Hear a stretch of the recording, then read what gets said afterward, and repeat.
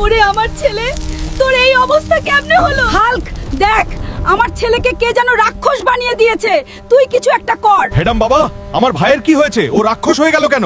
Hulk, তোর ভাইকে রাক্ষস জাদুকর জাদু করে রাক্ষস বানিয়ে দিয়েছে।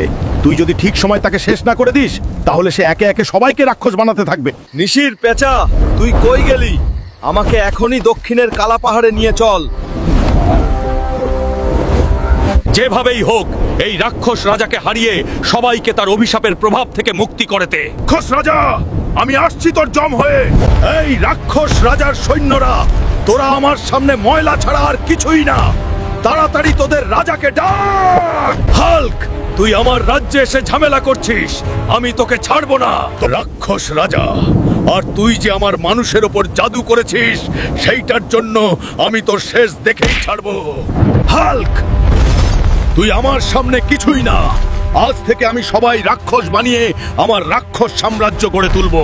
এখন তুইও রাক্ষস হয়ে যাবি হাল্ক। আর তোমরা কিন্তু পার্ট 2 এর জন্য ভুলেও চ্যানেলটা সাবস্ক্রাইব করবে না, কারণ সাবস্ক্রাইব করলেই হাল্কের শক্তি ফিরে আসবে।